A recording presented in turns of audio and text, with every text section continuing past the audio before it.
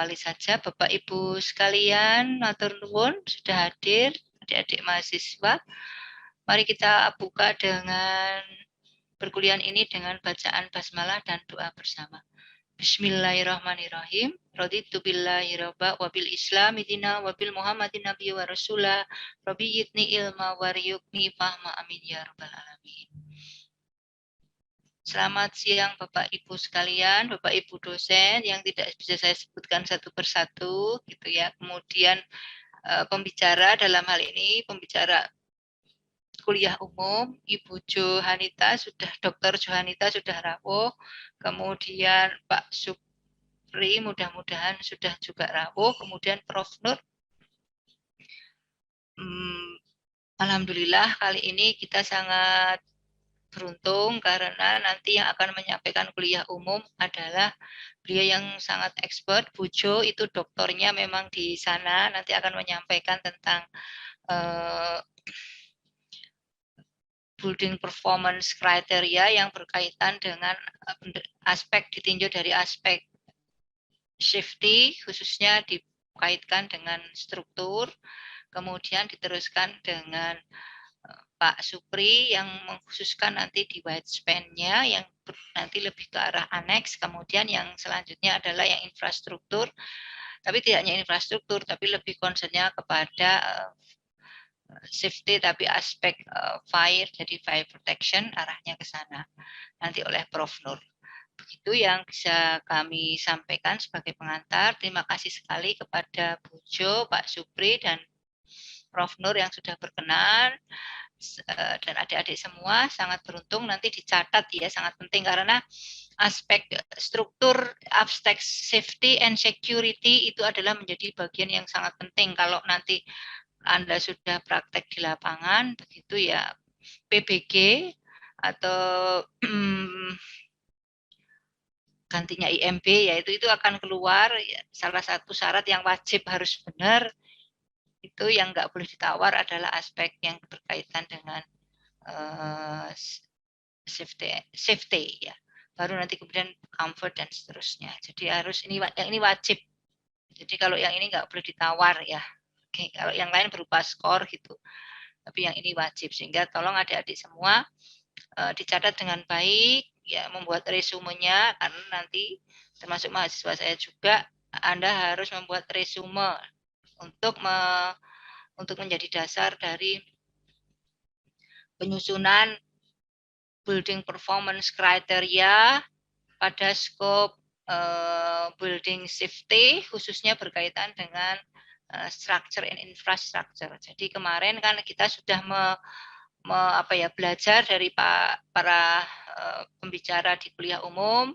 Kita sudah menyusun, saya yakin adik-adik semua sudah menyusun parameter dari aspek yang berkaitan dengan appropriate site development, kemudian water conservation, kemudian indoor heat and comfort, efisiensi energi, pasti sudah disusun variabel itu diturunkan dalam parameter, sudah dianalisis indikatornya yang match, kemudian besok minggu depan sudah masuk kepada merumuskan strategi dan konsep untuk bisa melahirkan alternatif skematik desain yang nanti diperkaya dengan hari Senin Pak Aji akan menyampaikan tentang building performance criteria yang berkaitan dengan material and cycle. Kemudian Pak Wisnu ini akan menyampaikan advanced technologies yang bisa menjadi alternatif penyelesaian untuk mencapai kinerja bangunan. Jadi skenario-nya seperti itu ya adik-adik semua. Halo, ini adik-adiknya masih 67 dikurangi dosen-dosennya, berarti tinggal masih berapa ini? Mudah-mudahan ini terrecord, nanti di-share. Nah, ini yang merecord bagian lab ya? Iya, Ibu. Ya, nanti yang tolong pengantar-pengantar yang sifatnya pengantar saya, karena saya lihat kemarin yang di YouTube kan itu kan yang materinya saja. Tapi pengantar-pengantar umum itu juga membantu untuk skenario sehingga mungkin walaupun tidak di-share di YouTube, tapi tetap dibagi ke dosen-dosen biar nanti diberikan di classroom. Baik, Ibu. Untuk apa ya, notice gitu untuk apa ya, bahwa skenario-nya itu begini loh kedudukan dari kuliah umum itu. Nanti tetap di-share yang utuh, terutama yang berkaitan dengan memposisikan apa yang sedang kita pelajari di dalam proses desain. Seperti itu. Terima kasih Mbak Nurul. Untuk mempercepat waktu, maka kami mempersilahkan Bu Jo sebagai pembicara pertama yang berkaitan dengan aspek safety, khususnya yang berkaitan dengan struktur secara struktur bangunan mungkin berlantai banyak ya Bu, sedangkan nanti yang Pak Supri akan yang lifespan-nya. Demikian waktu dan tempat kami persilahkan Bu Jo, silahkan. Baik, terima kasih Bu Sugini. Saya izin share screen, nggih. Nggih. Adik-adik semua tolong videonya tolong di-on-kan. Audionya nggak usah, nggak apa-apa nanti bocor ya, tapi di-on-kan. Saya sambil mau ngecek nih satu-satu.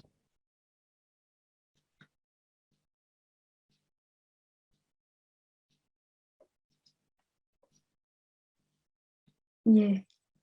Sampun terlihat? Sampun, Bu Jo, sampun. Baik, bismillahirrahmanirrahim. Assalamualaikum warahmatullahi wabarakatuh. Waalaikumsalam warahmatullahi wabarakatuh. Terima kasih Bu Sugini. Selamat pagi teman-teman peserta ADS3, juga Bapak Ibu dosen semua yang sudah hadir pada pagi ini. Saya akan menyampaikan materi sesuai yang ditugaskan, yaitu Building Structure Assessment, untuk membantu teman-teman nanti mengakses apakah rancangan struktur pada kasus proyek ADS3 kita itu sudah aman atau belum, baik dalam kondisi pembebanan normal ya, ataupun pembebanan ketika gempa nantinya.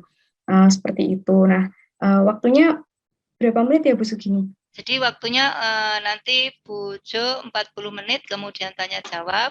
Setelah itu Pak Supri kemudian tanya jawab. Kemudian nanti kalau sudah asar kita break asar. Kemudian nanti Prof. Kalau bisa lebih cepat, tapi kemudian nanti dilanjutkan oleh Prof. Nur gitu.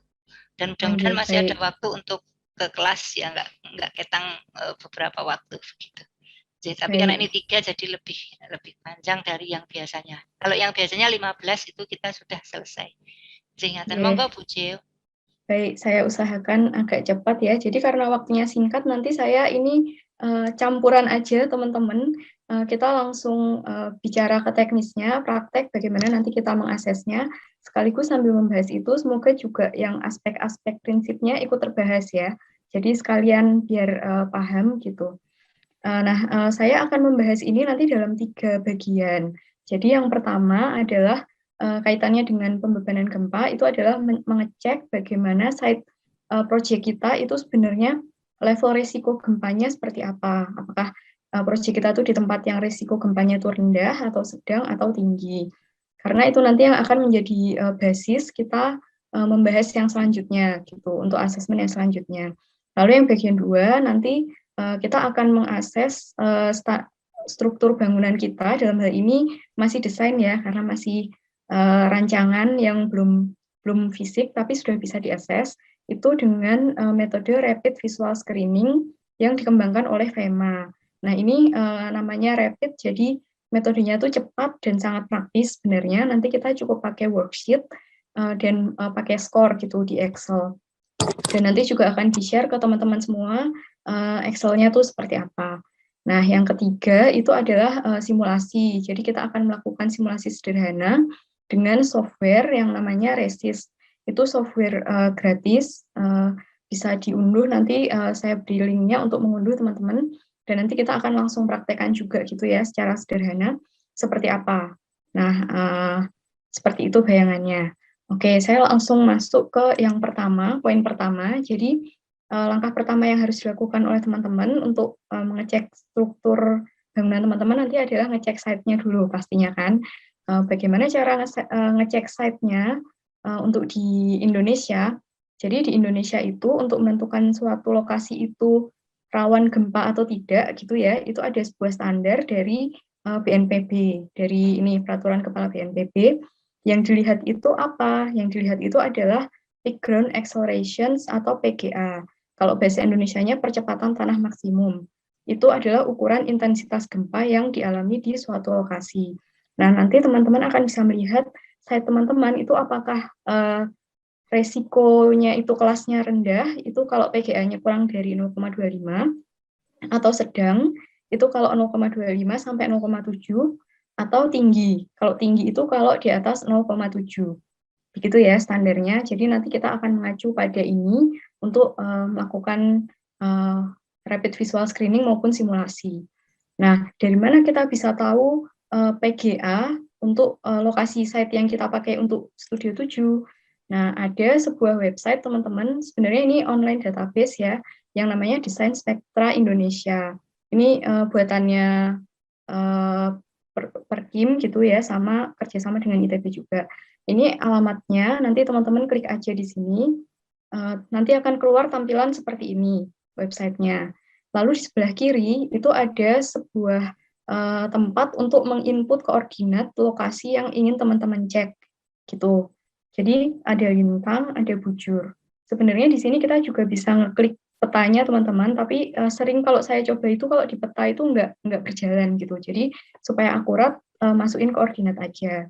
Nah, cara ngecek koordinat untuk site ADS 3-nya teman-teman paling gampang pakai ini ya, Google Map gitu. Tinggal search lokasi teman-teman di Google Map itu di mana, ditandai. Ini contohnya ini biar tempatnya terkenal aja. Ini saya cari koordinat untuk Bundaran Hotel Indonesia seperti itu di Jakarta. Terus kan nanti di bagian atas nih kelihatan ya ada URL-nya dan di situ ada koordinatnya, lintang dan bujurnya. Nah, itu tinggal di copy paste aja, terus dimasukkan ke kolom koordinat yang tadi di Desain Spektra Indonesia.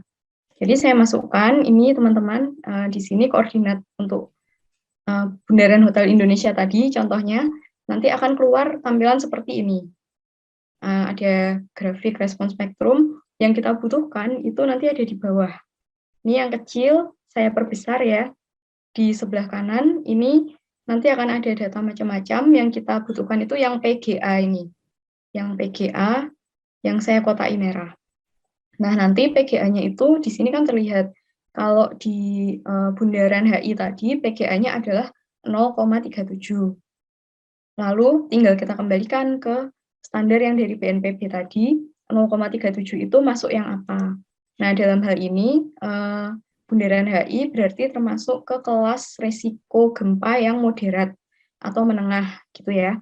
Karena menengah tadi kan antara 0,25 sampai 0,7. Dan dia ada 0,37 berarti di situ resiko gempanya menengah. Baik, semoga cukup jelas ya. Ini saya rasa mudah dan praktis. Nanti tinggal teman-teman search koordinat untuk lokasi site ADS 3 teman-teman, terus masukkan ke sini, dan sudah bisa ketahuan, oh ternyata site saya itu resiko gempanya rendah atau sedang atau tinggi. Kalau di Kalimantan gitu mungkin resiko gempanya itu nanti akan yang low atau yang rendah gitu. Baik, semoga jelas teman-teman. Ini untuk yang bagian pertama. Terus saya akan langsung untuk bagian kedua secara cepat. Nah, yang kedua, kalau sudah ketahuan tadi site-nya itu resiko gempanya seperti apa, kita bisa melakukan rapid visual screening namanya, atau RVS gitu ya, untuk mengakses bangunannya. Jadi tadi kan site-nya, sekarang kita ke bangunannya. Dalam hal ini bangunannya masih berupa desainnya teman-teman, itu akan kita akses dengan menggunakan RVS ini, yang dikembangkan oleh FEMA. FEMA itu adalah Federal Emergency, M-nya saya lupa, A-nya Associations. Jadi dia itu semacam BNPB-nya Amerika gitu ya teman-teman, yang mengembangkan sistem ini. Nah, sebenarnya rapid visual screening ini yang lebih mendalam itu Prof. Nur, tapi saya menyampaikan saja, seandainya ada kekurangannya nanti mohon dikoreksi Prof. Nur, gitu nggih. Nah, ketika RVS ini kita mau pakai, nanti bentuknya itu adalah tabel, teman-teman. Tabel Excel gitu ya. Tabelnya itu ada beberapa hal yang harus kita perhatikan, dan nanti kita cek pada kasus bangunan kita, gitu. Yang pertama itu adalah yang paling atas itu building type atau tipe bangunan. tipe bangunan itu nanti basisnya itu adalah tipe struktur dan material. Di sini kan ada kode-kodenya nih ya, W1, W2, S1, S2, dan seterusnya. Itu adalah kode-kode building type. Nanti akan saya tampilkan ini apa maksudnya W1, W2, dan seterusnya. Terus nanti ada basic score. Jadi untuk setiap building type di sini, itu sudah ada basic score atau nilai dasarnya. Misalnya untuk W1 itu 5,2, W2 4,8, dan seterusnya. Nanti penggunaannya seperti apa juga akan kita jelaskan dan kita praktek langsung nanti. Terus yang ketiga yang harus diperhatikan juga itu adalah yang sebelah kiri, tabel yang warna biru. Itu adalah modifiers ya teman-teman. Modifiers itu apa? Itu adalah aspek-aspek yang penting sebenarnya untuk mengecek apakah bangunan kita itu tahan gempa atau tidak gitu. Nah ini nanti akan saya bahas satu persatu sambil kita belajar juga. Jadi secara prinsip harusnya apa sih yang mempengaruhi ketahanan bangunan kita terhadap gempa. Nah nanti modifiers ini akan menjadi penambah atau pengurang dari basic score ini gitu. Jadi basic score-nya segini bisa naik, bisa turun. Kalau nilainya naik, berarti dia akan tambah kuat gitu. Kalau turun, dia akan tambah tidak tahan gempa. Kira-kira begitu. Teman-teman nggak usah bingung sama banyak angka-angka dan huruf di sini. Nanti di spreadsheet Excel-nya akan lebih praktis. Nah, ini adalah spreadsheet atau worksheet-nya ya. Worksheet-nya nanti akan kita bagikan ke teman-teman. Ada 3 worksheet, teman-teman. Untuk yang pertama itu untuk daerah yang resiko kegempaannya rendah. Tadi berdasarkan langkah pertama tadi ya, kita udah ngecek site kita masuk yang mana. Yang kedua itu untuk daerah yang kegempaannya moderat. Yang ketiga untuk daerah yang kegempaannya tinggi. Nah, nanti teman-teman harus memakai worksheet yang benar sesuai dengan kondisi site teman-teman, karena untuk setiap kasus ini basic score-nya itu berbeda. Jadi nilai dasarnya berbeda. Oleh karena itu, jangan salah memakai worksheet. Nanti filenya ada 3, dipilih yang sesuai sama kondisi site-nya teman-teman. Tuh, saya lanjutkan.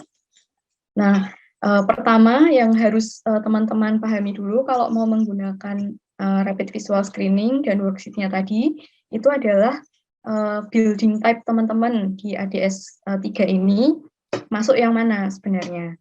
Nah, di sini kan ada tadi W1, W2, S1, dan seterusnya. Ini adalah macam-macam building type. Ini sebenarnya basisnya itu adalah material, teman-teman. Jadi misalnya W1 dan W2 itu maksudnya wood ya, jadi W untuk wood. Itu adalah kalau material dasarnya teman-teman itu adalah kayu. Lalu S itu untuk steel. Ini kalau material dasar untuk bangunan teman-teman itu adalah baja. Lalu C itu untuk konkrit, beton bertulang. Terus PC itu adalah precast konkrit atau beton pracetak, dan RM itu untuk masonry. Nah, nanti teman-teman tinggal milih mau pakai yang mana gitu. Katakanlah untuk yang tower office saya gitu, towernya saya mau materialnya beton bertulang. Berarti kan saya pakai yang kategori C ya. Beton bertulang yang mana?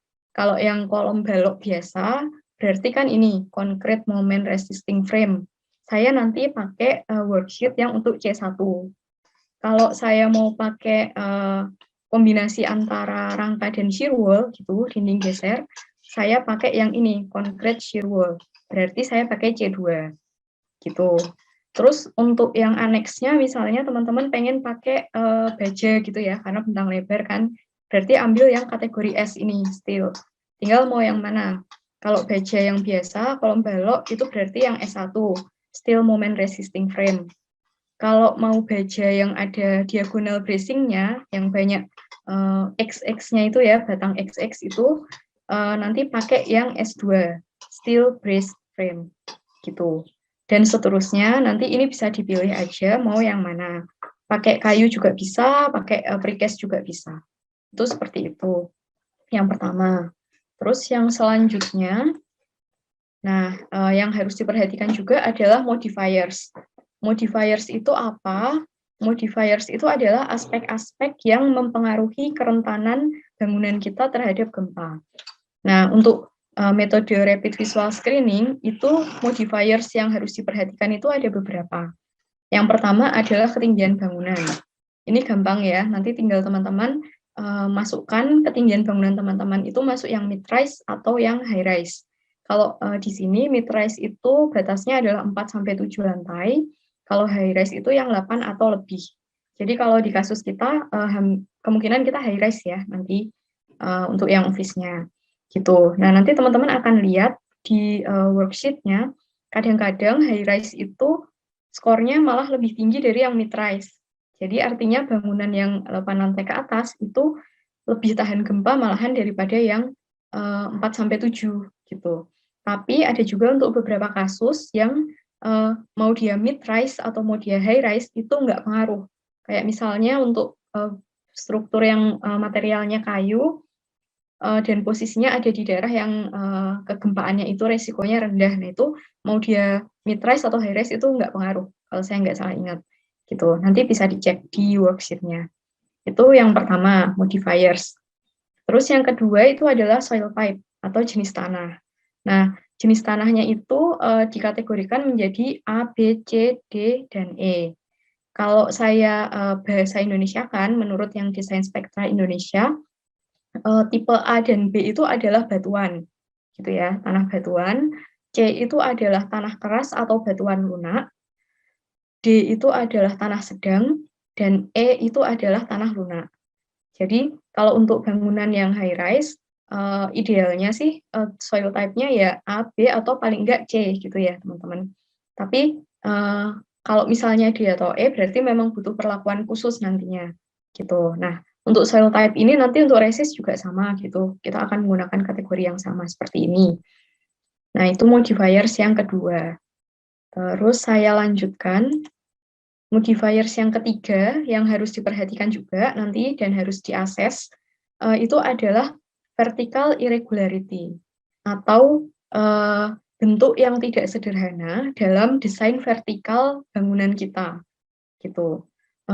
Contohnya apa? Kalau di sini yang harus diperhatikan itu ada 6 kasus ya teman-teman. Yang pertama itu adalah bangunan yang soft story atau bangunan yang lantai dasarnya itu tidak kaku atau terbuka. Seperti ini contohnya yang digambar di sebelah kanan ini adalah bangunan soft story. Kenapa dibilang soft story? Karena lantai satunya ini kan tidak ada dindingnya kan. Jadi lantai dasarnya itu lebih tidak kaku dibandingkan sama lantai-lantai atasnya. Kan kadang kita sering ya lihat kos-kosan seperti ini gitu, karena untuk parkir mobil bawahnya, lalu atasnya kamar-kamar. Nah itu sebenarnya kalau dalam kondisi gempa, bangunan seperti ini meningkatkan kerawanan bangunan kita terhadap gempa gitu. Jadi dia masuk ke vertical irregularity yang pertama. Lalu yang kedua itu adalah tampak yang berundak-undak. Jadi kadang-kadang teman-teman lihat ada bangunan yang dari samping itu tampaknya seperti berundak-undak, atau kalau bahasa Inggrisnya itu steps in elevation view. Nah itu juga termasuk ke vertical irregularity, yang itu akan menambah kerawanan atau kerentanan bangunan kita. Gitu. Terus ada juga inclined walls, dinding yang miring keluar. Lalu ada bangunan yang ada di perbukitan, terus bangunan dengan kolom-kolom yang pendek. Jadi kolomnya itu kalau dibandingkan sama bentangnya itu cenderung pendek. Nah, seperti itu juga meningkatkan kerawanan. Dan yang keenam itu adalah dinding-dinding pengisi yang tidak terikat dengan baik gitu ya ke rangka-rangka di tepinya. Itu adalah vertical irregularity.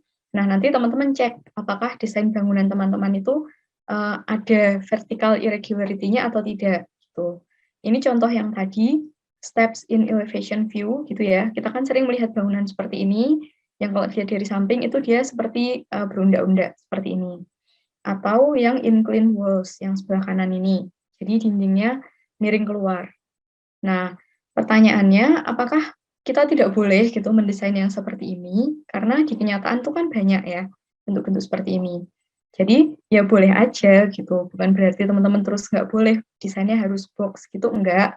Boleh saja dengan seperti ini, tapi harus dengan kesadaran gitu ya teman-teman ketika mendesain bahwa konsekuensi dari pilihan desain saya itu nanti akan menurunkan apa ya ketahanan bangunan saya ketika gempa gitu. Jadi harus ada nanti pemecahannya gitu, konsekuensinya seperti apa.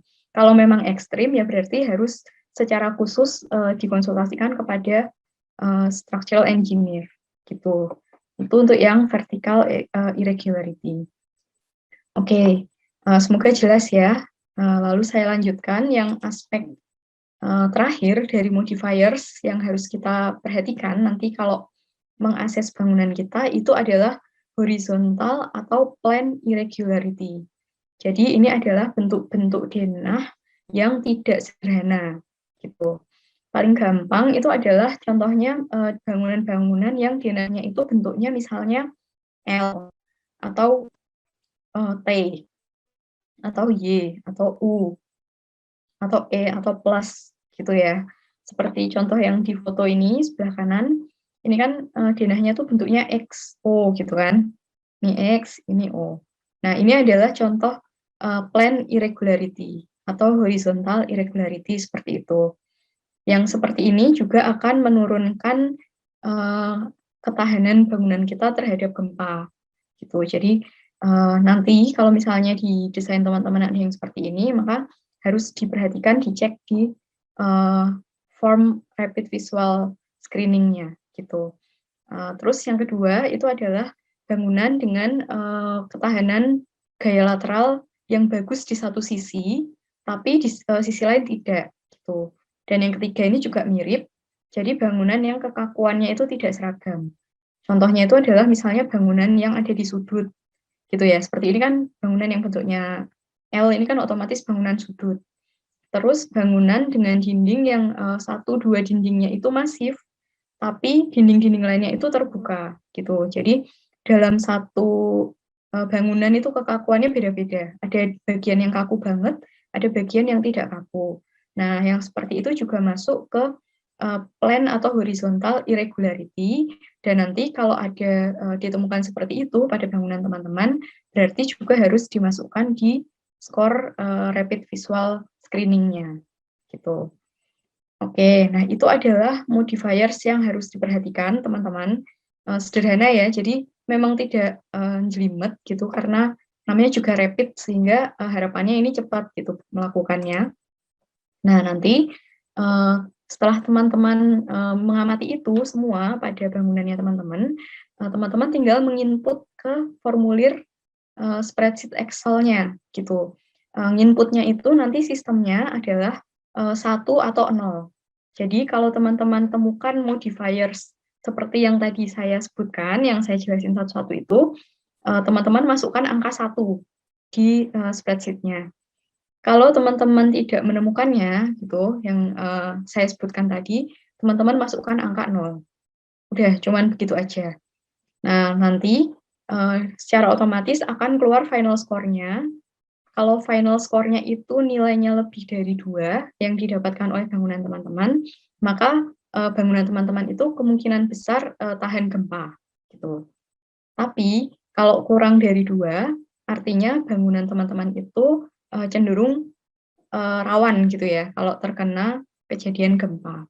Nah, kalau terjadi untuk final score-nya itu kurang dari 2, maka desainnya yang teman-teman buat itu kalau dalam kondisi sebenarnya harus dikonsultasikan secara khusus gitu ya dan spesifik dengan structural engineer gitu. Nah, seperti itu untuk penjelasan yang untuk rapid visual screening-nya. Supaya lebih jelas, saya akan langsung tunjukkan aja ya seperti apa.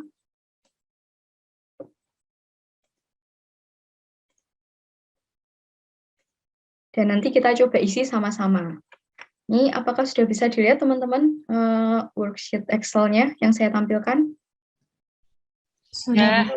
Sudah ya, oke. Ya. Jadi yang saya perlihatkan di sini contohnya ini adalah yang untuk zona gempa moderat. Jadi nanti ada juga yang untuk zona gempa yang rendah atau low dan high. Nah ini yang saya buka ini yang moderat. Nanti teman-teman bisa lihat di bawah sini ada tab-nya ini kan W1, W2, S1, S2. Ini tadi jenis-jenis strukturnya tadi ya teman-teman. Jadi W1 itu untuk wood dengan rangka yang ringan gitu. W2 ini nanti klik-klik aja di bawah wood dengan kayu yang lebih berat, dan fungsinya juga komersial. Terus S itu steel, dan seterusnya gitu. Misalnya nih untuk kasus kita ADS3 ya, saya memberi contoh, saya ingin menggunakan material utamanya itu konkret gitu.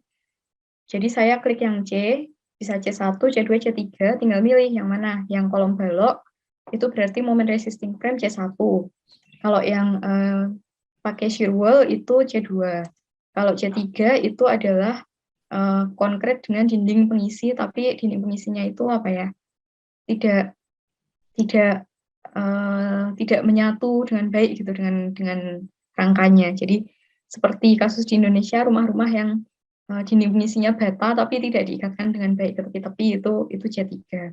Nah, misalnya untuk saya, untuk yang office, saya mau yang C2 ini, yang concrete with shear walls. Jadi nanti ada rangka betonnya, terus di beberapa tempat ada shear wall-nya, ada dinding gesernya dari beton bertulang. Saya akan langsung scroll ke bawah, teman-teman, seperti ini. Nah, nanti bagian yang perlu diisi adalah yang kolom J ini, yang bolong-bolong warna putih aja. Kalau yang udah diarsir, itu artinya tidak usah diisi, diabaikan aja, gitu ya. Terus kita langsung lihat satu-satu.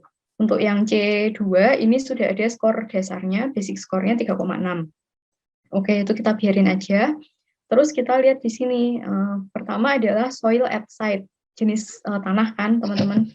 Nah, bisa dilihat kalau teman-teman itu jenis tanahnya itu A atau B, tipe A, B tadi kan tanah keras ya, batuan gitu, itu di sini tidak perlu diisi apa-apa. Jadi udah diarsir, artinya itu udah standar bagus gitu lah, tidak akan memperburuk. Terus kalau misalnya teman-teman itu tanahnya tipe C tadi kan batuan lunak ya, itu di sini nanti diisi 1 gitu. Nah, kalau tidak ya udah diisi 0 gitu.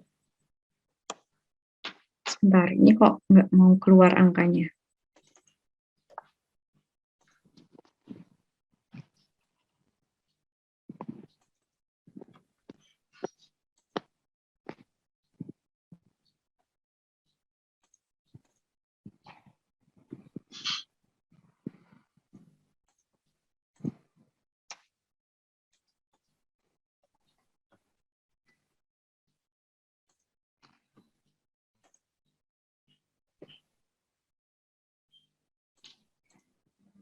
Sebentar ya teman-teman, saya iniin dulu.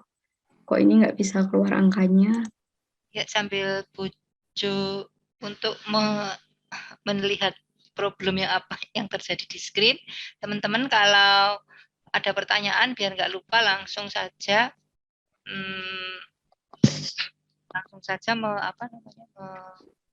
menulis di chatting daripada lupa.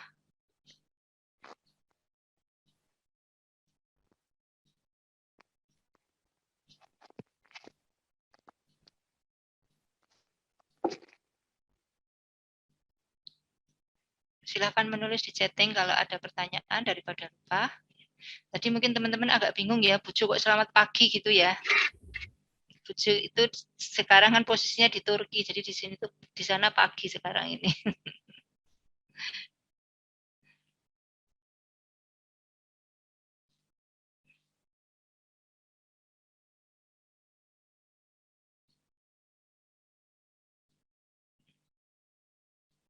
Adik-adik sambil menunggu Bujo, kira-kira sudah bisa membayangkan ya tadi pilihan-pilihannya, mana yang fix, mana yang modifier, sudah bisa membayangkan ya, termasuk yang mana misalnya itu pada saat nanti menyelesaikan, pada saat nanti ini bisa dibalik gitu ya, agar bagus gimana itu menjadi arahan begitu atau sebaliknya. Sampun Bujo? Oh ya, Udah Bu, silakan. alhamdulillah. Ya. Tadi ternyata belum di-enable itu ya, Oh editingnya. iya, tasnya Excel-nya belum di-enable ya. Silakan. Jadi gini teman-teman, tadi sampai ini ya, pemilihan jenis tanah gitu. Katakanlah tanah saya itu tipe A atau B, jadi tanah keras. Maka di sini untuk yang tipe C, D, E itu akan saya isi dengan angka 0 gitu. Karena kan itu bukan tipe tanah saya ya, jadi tidak cocok, itu saya isi 0, 0, 0. Oke, terus saya turunkan lagi, tinggal ngecek apa yang putih gitu, ini berarti harus saya isi. Selanjutnya ini apa, di sini yang harus diisi, oh ketinggian bangunan. Tinggal diisi apakah kita itu mid rise atau high rise gitu. Dalam kasus kita kan high rise, jadi untuk yang mid rise ini saya isi 0 karena kita bukan mid rise. Terus yang high rise saya isi 1 karena kita high rise. Oke. Terus scroll lagi ke bawah, ada apa ini? Oh, vertical irregularity. Yang tadi saya bahas misalnya lantai 1 itu bolong gitu ya, soft story itu kan vertical irregularity. Apakah saya mau membuat yang seperti itu misalnya atau enggak gitu. Oke lah, misalnya saya enggak lah, saya mau ke atas biasa aja, jadi bentuknya lurus gitu, tidak ada apa-apa, berarti vertical irregularity-nya saya isi 0. Tuh, karena di desain saya tidak ada. Terus saya scroll down, selanjutnya yang harus diisi adalah horizontal irregularity. Nah, horizontal irregularity itu misalnya di sini saya mau gitu, karena saya pengen bangunan saya bentuknya misalnya C, terus nanti di tengah itu ada halamannya gitu ya, ada inner courtyard, terus ke atasnya itu towernya berarti bentuknya C sampai ke atas, berarti akan ada horizontal irregularity. Saya isi angka 1 karena ada di desain saya. Oke, sudah keluar final score-nya otomatis ya teman-teman di sini. Jadi final score-nya itu 3,6 dalam kasus ini. Artinya tadi cut off-nya itu kan 2. Kalau di atas 2 itu artinya bangunan saya masih cenderung akan aman gitu kalau terjadi gempa. Jadi di sini 3,6, oke, berarti bangunan saya insya Allah masih aman gitu. Walaupun ada beberapa hal seperti horizontal irregularity itu nggak apa-apa gitu, kan berarti kan itu nggak boleh juga. Karena ternyata dengan kondisi yang seperti ini yang lainnya uh, itu masih aman gitu.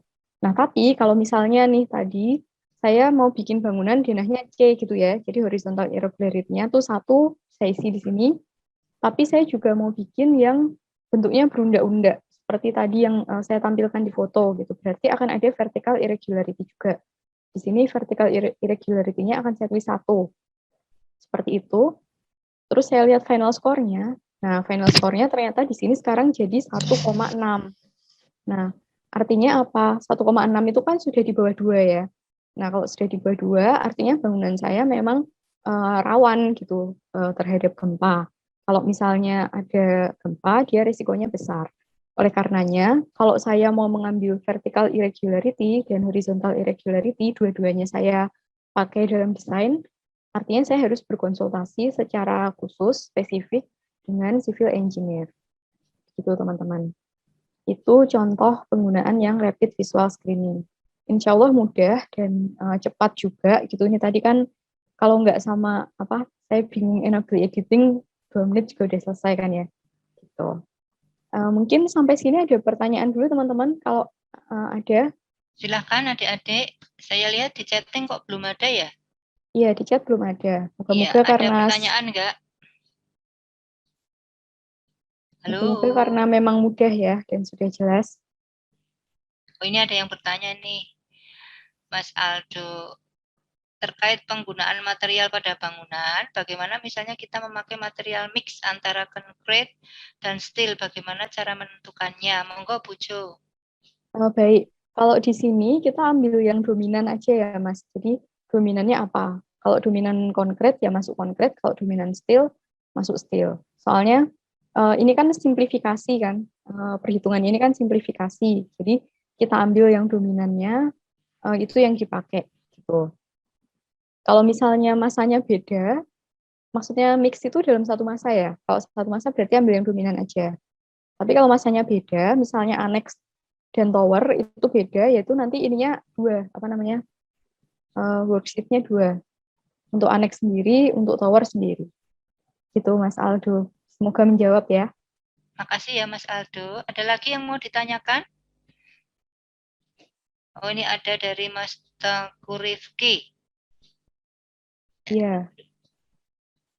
Ini Bu izin bertanya, untuk lantai dasar lobi menggunakan material curtain wall secara full dengan struktur kolom beton, apakah termasuk vertical irregularity?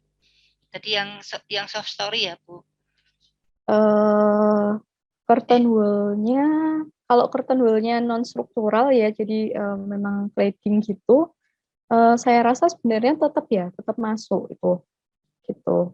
Kecuali kalau penutupnya itu bukan curtain wall kaca, tapi bata misalnya atau bata ringan yang menambah kekakuan rangka itu bisa dihitung tidak soft story gitu. Jadi ini kalau curtain wall yang tidak struktural, jadi ini dapat dianggap sebagai soft story gitu ya Bu Jo ya? Iya. Gitu Jadi ya Mas kalau Tekuriki ya? ya, kalau material pengisinya tidak menambah kekakuan rangkanya itu dan ini ya dan kontras dengan atasnya terutama gitu, itu ya soft story gitu. Itu Mas Rifki, saya sangat senang ini berarti sudah bayang-bayangkan desain memang harus begitu. Jadi waktu mendesain itu struktur itu bukan dites di belakang tapi menjadi pengembangan konsep. Ada satu lagi nih, Mas Rehian. Permisi Bu, saya ingin bertanya jika terdapat sebuah beban hidup, misalnya mesh water storage pada lantai atas, apakah tetap dihitung? Nah ini penting Bu, karena nanti ini pasti ada yang mengambil rain harvesting dan mungkin ada instalasi khusus untuk fotovoltaik di atas. Itu nanti kira-kira ditaruh di angka yang mana ini? Terima kasih Mas Rehan, pertanyaannya bagus. Sudah Baik, membayangkan hasil. Di terima mana ini? kasih Mas Rehan. Kalau untuk yang rapid visual screening, di sini kan kita memang tidak memasukkan beban secara khusus lantai per lantai ya. Jadi yang dilihat itu adalah desain struktur, konfigurasi struktur keseluruhan. Jadi untuk rapid visual screening ini mungkin tidak bisa masuk ke kategori yang mana-mana gitu ya.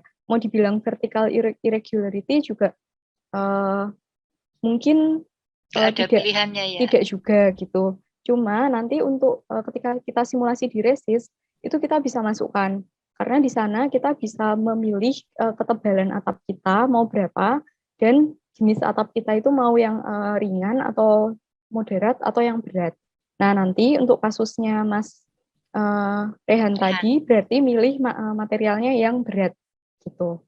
Nah nanti habis ini langsung kita praktekkan aja ya Mas Resist. Masih ada waktu berapa nih? Mungkin 5 menit atau 10 menit. Iya, Baik. jadi Mas Rehan kan ada dua cara ngetes pakai yang ini, yang rapid visual screening dan nanti ada yang simulasi resist ya Bu. Betul. Nah, ini Ya, saya nanti itu dites langsung di situ nanti. Monggo langsung aja Bu Jo nanti biar adik-adik bisa punya bayangan. nah, Nah, ini yang baik Bu ini yang Sugini, terima resist ya. kasih. Ya, monggo. Betul. Ini adalah yang ketiga ya teman-teman. Jadi yang tadi itu adalah untuk yang cepatnya dulu gitu ya, globalnya. Nah, ini untuk memodelkan yang mungkin sedikit lebih detail gitu.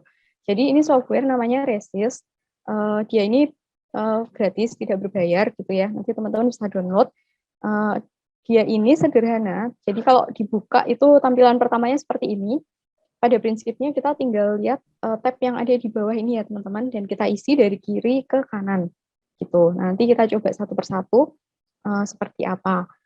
Dia ini hanya memperhatikan elemen-elemen struktur yang menahan gaya lateral. Jadi tidak semua elemen struktur itu memang harus dimodelkan di sini, tapi hanya beberapa saja. Nanti kita coba. Yang pertama ini saya langsung aja ya buat misalnya contoh gitu. Yang tab paling kiri ini building. Di sini kita bisa memilih struktur kita itu masuk apa gitu. Apakah normal struktur, apakah struktur yang isinya nanti itu orang banyak sekali gitu, misal stadion gitu ya, contain crowds ini atau high value contents, atau struktur yang harus bertahan kalau ada gempa besar misalnya rumah sakit atau pusat barak tentara itu kita milih yang post disaster function. Tapi dalam hal ini kan kita normal-normal aja ya, jadi saya akan pilih yang normal structure.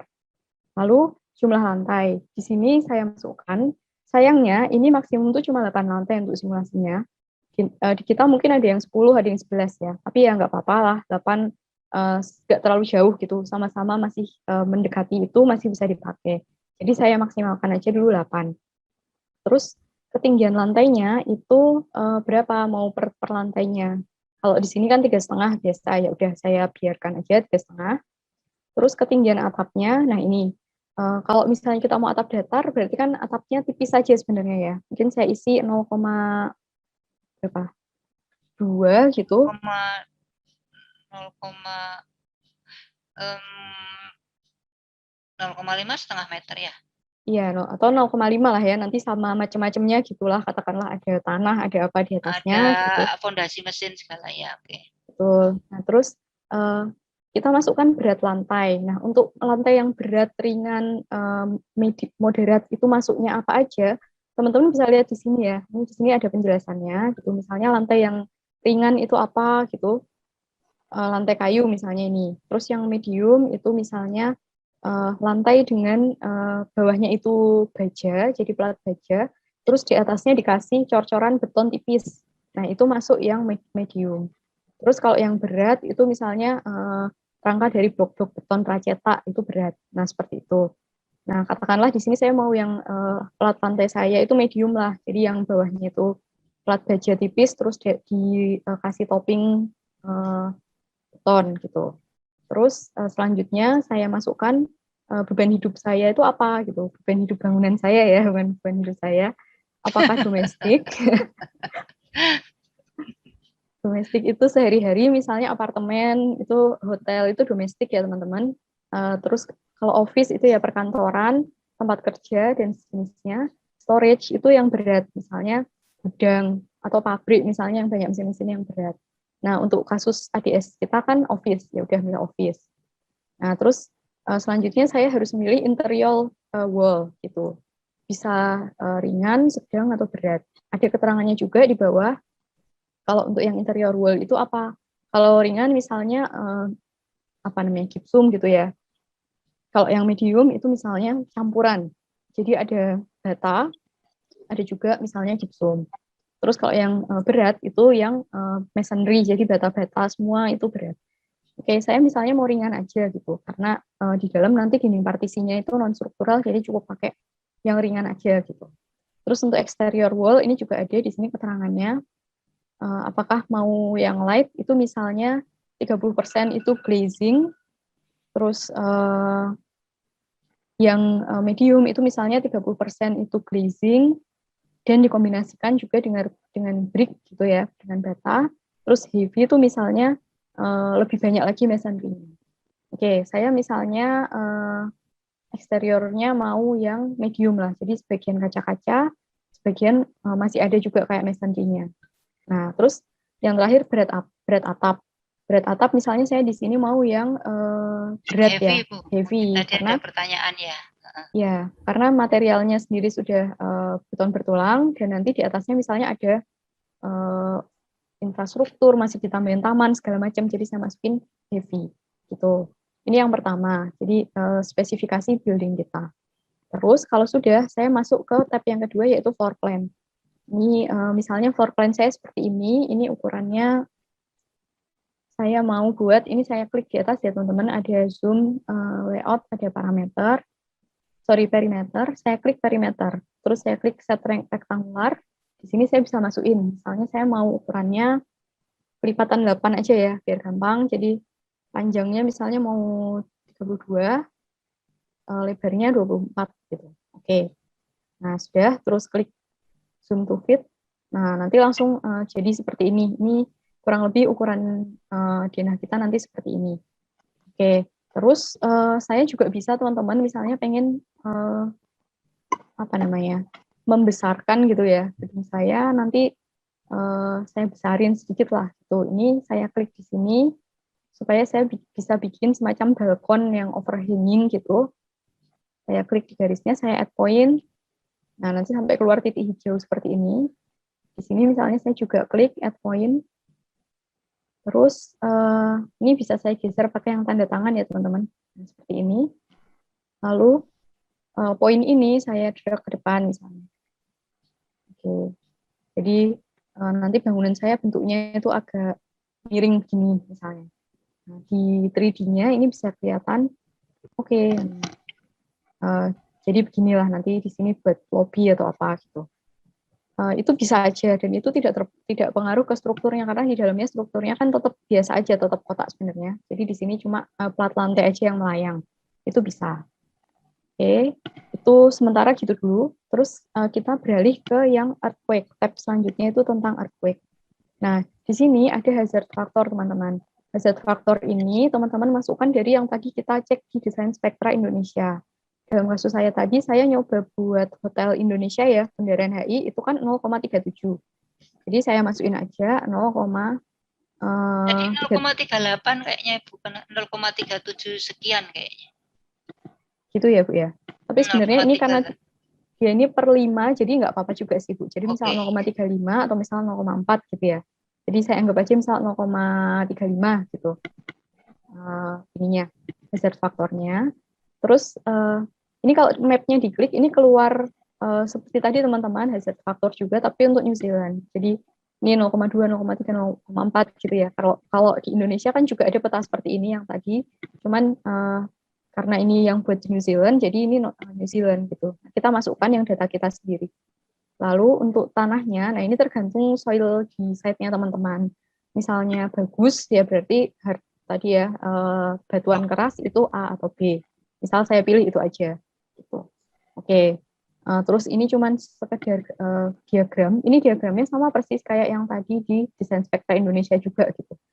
Jadi kita masukkan aja. Sudah untuk yang gempa cuma itu aja data yang dibutuhkan. Selanjutnya saya ke bawah lagi ke tab yang untuk angin. Nah, angin ini sebenarnya berdasarkan code-nya New Zealand juga ya, teman-teman. Jadi kalau saya lihat tutorial dari Pak Andrew, pembuat software-nya itu dia bilang untuk ini untuk di luar New Zealand abaikan saja gitu, biarkan aja isi A6 itu gitu. Lalu terrain type-nya ini kita pilih bangunan kita itu ada di mana. Apakah ada di pertanian, suburban atau city. Kalau kita kan city center ya, karena urban jadi saya pilih city center. Nah, lalu site topografinya kita misalnya apakah datar atau di bukit. Kalau kita datar, tadi kan saya di Bundaran HI kan datar. Oke, lab. Terus ini diabaikan aja, Lee zone effect karena kita nggak ada. Terus ini site elevation berapa ratus meter di atas permukaan tanah. Nah, saya nggak tahu untuk Bundaran HI itu berapa, jadi saya isi berapa ya, 200 gitu aja lah ya. Untuk yang angin. Tapi angin ini sebenarnya memang tidak terlalu apa namanya, tidak signifikan sih gitu. Oke, sudah saya pindah ke tab yang selanjutnya di bawah yaitu lateral structural component. Nah, di sini kita bekerja pada sumbu X dan Y ya teman-teman. Jadi ini kelihatan sumbu X itu yang ini. Kalau dalam bangunan saya itu yang memanjang, Y itu yang kesini, yang memendek. Nah, untuk komponen struktur sumbu X itu adalah yang arah ke sini, memanjang. Di sini misalnya saya pengen untuk yang sumbu X ini saya pakainya, ini bisa milih ya, dinding struktural jadi shear wall, atau moment frame, ini kolom balok, atau brace frame. Nah, saya pengen yang kolom balok biasa, jadi moment frame aja, seperti itu misalnya. Terus materialnya apa? Beton, kayu, atau baja. Saya pilih beton. Terus number of frame-nya tidak bisa diedit di sini, nanti diedit di floor plan gitu. Nah, sekarang number of base. Number of base atau frame-nya itu berapa? Itu adalah jumlah ininya, jumlah modulnya ya, teman-teman. Tadi kan saya pengen kelipatan 8 dan ini panjangnya tadi berapa? 32. Jadi base frame-nya itu 4 gitu. Nah, langsung nambah sendiri seperti itu. Terus atau mau 5 juga mungkin bisa. Nah, seperti itu, 5. Terus di sini length-nya itu adalah jarak antar apa namanya? Jarak antar kolomnya itu ya. Jadi jarak ukuran modulnya gitu. Misalnya mau 8. Oke, oh berarti kalau 8 itu ininya cukup 4 aja. Tuh. Terus lebar lantai yang disupport oleh beam. Ini misalnya tadi jarak antar kolomnya 8, ya sudah berarti saya anggap aja untuk satu beam itu akan menahan satu trave gitu kan. Setengah trave di kanannya, setengah trave di kirinya. Jadi dia akan nahan 8 meter juga. Gitu. Terus untuk ketebalan kolomnya, ukuran kolomnya ini kita asumsikan aja dulu misalnya 0,8 berapa ya, 0,5 dulu gitu ya. Tapi kalau misalnya kurang besar bisa kita besarkan. Oke, itu adalah untuk yang komponen struktur yang di sumbu X. Sekarang saya geser ke komponen struktur yang di sumbu Y, yang ini. Nah, ini misalnya saya nggak mau nggak mau pakai rangka beton bertulang, tapi saya mau utamanya di situ pakai shear wall. Jadi saya pakai yang structural walls. Ini saya pilih. Terus materialnya apa? Reinforced concrete gitulah yang biasa ya, beton bertulang, shear wall. Terus jumlah wall-nya nanti kita edit dari floor plan. Nah, sekarang panjang dinding shear wall saya mau berapa? Supaya rapih, karena tadi modulnya 8, ya ini saya buat 8 juga gitu. Jadi rapih, satu modul nanti ketutupan shear wall semua. Lalu tebal dindingnya 25 cm di sini ya, 0,25.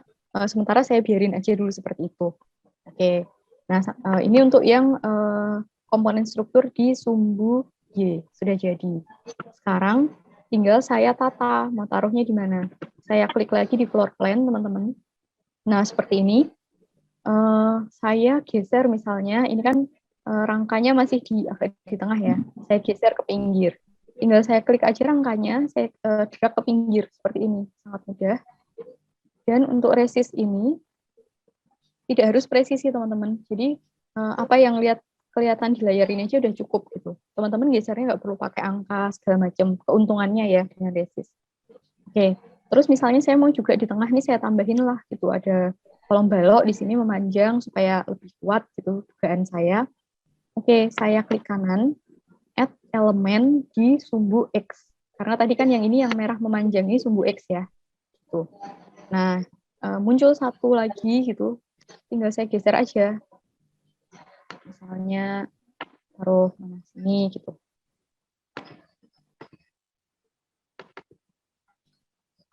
Oke lah gitu. Terus sini juga ya satu lagi biar tambah seimbang, saya kasih misalnya di sini.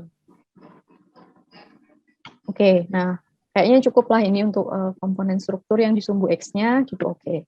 Terus sekarang untuk yang sumbu Y-nya. Sumbu Y-nya kan ini baru ada shear wall aja ya teman-teman 2. Saya mau shear wall-nya bukan di sini tapi di pinggir. Ya udah tinggal diklik, digeser ke pinggir. Seperti ini. Yang ini juga mau saya pinggirkan. Tinggal diklik, digeser seperti ini. Oke, nambah satu lah shear wall-nya atau nambah 2 gitu ya biar tambah misalnya enak. yang jelas muncul core Bu, kalau mau ada Oke. core. Kalau misalnya core-nya itu di tengah gitu ya Bu ya, jadi sekalian saya bikin shear wall di tengah, itu nanti untuk core. Saya klik kanan, terus saya tambahkan elemen yang di Y direction, sumbu Y, klik. Nah, munculkan shear wall, karena tadi saya sudah pilih untuk sumbu Y, itu saya mau semuanya shear wall. Ini misal saya tambah di sini ya. Sinilah biar rapi sama itunya, sama kolomnya. Kurang geser sedikit.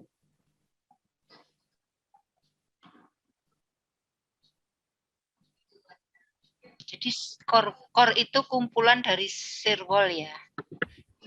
Ya, di sini core bisa kita modelkan seperti dibentuk oleh shear wall. Gitu. Nah, ini saya tambahin. Gitu ya, teman-teman. Jadi nanti anggap aja salah satu ini shear wall yang ini misalnya saya pakai buat core, seperti itu juga bisa. Nah, udah misalnya seperti ini aja dulu. Saya mau buatnya. Nah, ini bisa dilihat di sebelah kanan modelnya langsung jadi seperti ini, teman-teman. Jadi ini rangka-rangkanya sudah keluar yang untuk di sumbu X, terus yang untuk sumbu Y ini komponen utamanya adalah shear wall. Jadi bukan berarti sumbu Y nanti nggak ada kolom atau baloknya ya teman-teman. Ada, tapi yang dimodelkan di sini kan hanya yang utama aja. Dan yang utama di sini saya pengennya shear wall gitu. Jadi karena software ini memang adalah penyederhanaan juga sama, jadi teman-teman harus pilih mau yang utama yang ditampilkan. Begitu juga bentuknya. Kalaupun nanti teman-teman modelnya itu lantainya misalnya lengkung-lengkung seperti itu, ya harus disederhanakan dulu jadi kotak yang utamanya aja gitu. Oke, sudah seperti ini. Nah, sekarang kita tinggal lihat hasilnya teman-teman. Di sebelah kanan ini ada yang namanya result di sini. Ini kita klik. Oke, nah kita lihat yang atas dulu ya. Yang atas ini adalah hasil untuk sumbu X. Untuk sumbu X itu masih ada yang warna merah dan tulisannya fail. Gitu. Artinya apa? Yang di sumbu X ini ada komponen struktur yang masih akan gagal. Kalau misalnya menahan beban dan gempa di area kita. Tapi untuk yang di sumbu Y, dia sudah aman. Nggak ada yang di atas 100%, nggak ada yang warna merah tulisan fail. Kan? Gitu. Jadi karena yang Y sudah aman, oke lah Y saya diemin aja. Saya akan perbaiki yang komponen struktur di sumbu X. Maka saya kembali ke bagian lateral structure X. Ini misalnya, bagaimana cara memperbaikinya? Bisa aja jumlah kolomnya ditambah misalnya ya. Jadi jumlah modulnya ditambah. Atau misalnya saya nggak pengen kolomnya nambah gitu, saya cuma pengen ukurannya aja yang saya perbesar. Jadi saya jadiin misalnya kolomnya 70 cm seperti ini. Apakah sudah cukup kuat? Kita cek lagi result. Oke, ketika kolomnya saya perbesar, ukurannya jadi 70. Di sini merah-merahnya tadi sudah hilang ya teman-teman. Artinya sekarang apa? Bangunan saya sudah kuat gitu, baik di sumbu X maupun di sumbu Y ketika kena gempa. Oke, seperti itu teman-teman. Jadi mudah dan praktis dan bisa diubah-ubah dengan cepat. Kalau misalnya teman-teman nanti masih ada yang fail strukturnya, jangan khawatir, tinggal diubah-ubah aja ukurannya, diubah modulnya itu. Terus misalnya saya mau ngecek ya, misalnya tadi kan di sini kan shear wall-nya banyak teman-teman. Terus saya pengen misalnya mau saya kurangi gitu, karena biar di sini misalnya mau bikin meeting room jadi lega gitu, saya nggak mau ini ada shear wall. Jadi saya bisa klik shear wall-nya, terus saya klik kanan, delete element. Nah, hilang di sini. Bisa nggak? Masih aman nggak? Saya cek lagi result-nya. Oke, berarti shear wall yang di sini hilang pun di sumbu Y ini sebenarnya masih aman gitu. Nggak masalah. Jadi yang di sini bisa plong, nanti bisa buat auditorium, meeting room, nggak masalah. Gitu ya teman-teman. Itu untuk resist. Dan sudah, cuman begitu aja sebenarnya. Apakah ada yang mau ditanyakan mungkin? Terima kasih Bu Jo, menarik sekali ya adik-adik. Silakan ada pertanyaan ini ditanyakan sebanyak mungkin. Halo, terima kasih nih teman-teman yang bertanya. Ada lagi nih?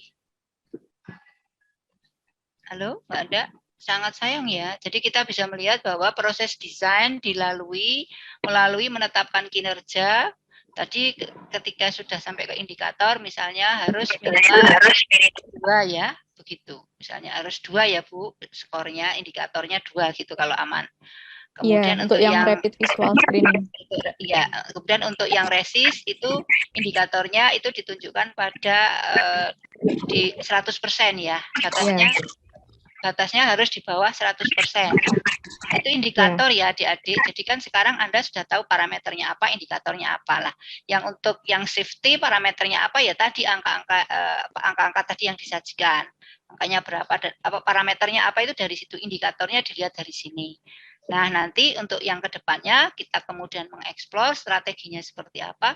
Nanti kemudian sama waktu mendesain ini dicek terus sehingga nanti di dalam performance based kriteria ini ketika Anda menggores di sisi lain Anda punya Excel, punya model, itu jalan paralel gitu ya. Seperti itu sehingga waktu model pertama dites itu. Jadi alternatifnya kok katanya membuat alternatif lah. Sebenarnya ini Anda tadi Bu Jo udah dapat berapa alternatif ini? 3 alternatif ya Bu Jo. Gitu. Jadi jangan membayangkan buat alternatif itu susah ya. Sudah dalam analisis Anda punya 3 alternatif sistem struktur yang terbagus ini. Nanti disintesiskan dengan pertimbangan yang lain. Bu Jo, terima kasih sekali. Tapi ini ada pertanyaan ini. Mas Judit, jika strukturnya tidak tipikal, cara menghitungnya bagaimana ya Bu? Pertanyaan ini begini teman-teman, jadi software seperti Resist, terus juga termasuk cara hitung rapid visual tadi, itu adalah semua berbasis pada simplifikasi atau penyederhanaan. Jadi kalau memang beda-beda, teman-teman harus milih yang paling inti, yang paling utama itu sebenarnya yang mana gitu. Dan itu aja yang dimodelkan. Jadi mau nggak mau memang harus tipikal. Kan nggak mungkin tuh ada struktur yang beda sama sekali setiap lantai, kan nggak mungkin. Jadi pasti adalah sesuatu yang menerus dari bawah sampai atas, itu pasti ada gitu. Entah cuma core-nya, entah cuma rangka selubungnya atau apa. Nah, itu yang dimodelkan gitu, teman-teman. Nah, kalau mau yang lebih detail, ya ada gitu software lain, tapi akan sangat menyita waktu dan malah kita nanti jadi sibuk sama itu teknisnya gitu daripada mengotak-atik alternatif desain kita. Nah, oleh karena itu di sini memang teman-teman harus nyari penyederhanaannya, versi penyederhanaannya. Termasuk tadi misalnya mau bikin towernya itu bulat gitu ya. Di sini memang terpaksa modulnya harus kita bikin kotak dulu gitu. Cuman kalau menurut yang dikatakan oleh Pak Endro yang membuat, karena itu tuh sebenarnya yang dihitung adalah kemampuan komponen vertikalnya gitu, bukan bentuk lantai atau plannya. Mau kotak mau bulat itu kan jadinya nggak beda jauh sebenarnya, teman-teman. Karena komponen vertikalnya tetap sama, kolomnya juga begitu gitu. Shear wall juga begitu. Oke, kira-kira begitu Bu Sugini. Ya, terima kasih ya, disederhanakan dan memang kita dari aspek nanti kalau kita sudah bicara tentang bangunan modular dan seterusnya memang mau nggak mau memang larinya ke tipikal ya. Gitu. Yeah. Kemudian ini ada satu lagi nih Bu Jo. Izin bertanya, jika mulai merancang grid struktur dari basement secara langsung berhubungan dengan slot parkir, lalu bagaimana jika hasil perhitungan grid tersebut rupanya fail pada simulasi resist? Ya, Enggak semoga apa-apa Bojo. teman-teman. Jadi nanti uh, alternatifnya banyak. Misalnya ukuran komponen strukturnya dibesarkan. Kan bisa gridnya tetap, tapi kolomnya diperbesar kan juga bisa. Itu misalnya. Terus yang kedua, ya gridnya diubah. Tapi kalau gridnya diubah kan mungkin ngubah denah nggak mau ya teman-teman. Gitu. Terus alternatif ketiga, ditambahin shear wall. Tadi kan teman-teman lihat shear wall tuh ini banget ya, apa namanya, efektif gitu ya. Jadi kalau kita dengan rangka masih fail, oh berarti mungkin kita mesti tambah shear wall nih gitu. Jadi bisa aja diperbesar, ditambahin shear wall, diganti materialnya gitu. Kan tadi saya nyoba baru material beton yang biasa. Beton tadi kan ada beberapa pilihan. Pilih material beton yang lebih kuat juga bisa gitu. Oke, jelas ya, Mas. Satu lagi nih, Mas Judit. Apabila ukuran kolom per lantainya berbeda ukuran, itu kita ngambilnya ukuran terkecil atau terbesar ya, Bu? Uh, Silakan. bisa ambil yang terbesar, bisa ambil rata-rata gitu Mas. Kalau range-nya nggak beda jauh, antara yang paling kecil sama yang paling besar itu kita ambil rata-rata aja. Tapi kalau range-nya beda jauh banget ya udah ambil yang terbesar. Gitu. Terbesar atau terkecil ya, Bu? Kalau menurut saya malah terkecil agar nanti aman. Karena takut kalau yang terbesar dikiranya aman, nggak taunya nggak aman. Nah, itulah Bu, tergantung terbesar terkecilnya itu mau berapa lantai. Misalnya yang terkecilnya itu cuma satu lantai doang paling atas gitu, kan nggak adil juga kalau kita ambil terkecil sementara di bawahnya sebenarnya besar-besar. Oke, Jadi ya. tergantung sih, tergantung Anda mau perbedaannya tuh ekstrim apa enggak gitu. Oke, matur Uh, nuwun. Oke, Makasih Bu Jo, tadi baik, menarik terima sekali ya. kasih. Ya, saya pikir kita sebenarnya mau nggak mau berhenti nih, mau nyoba-nyoba gitu ya, seperti itu. Tapi secara prinsip sudah disampaikan Bu Jo dengan sangat dengan sangat gamblang, jelas dan praktis. Dan terima kasih. Kalau sudah tidak ada pertanyaan, mari kita beri aplaus untuk Bu Jo. Terima kasih Bu Jo. Terima kasih Bu Sugini, terima kasih teman-teman atas perhatiannya.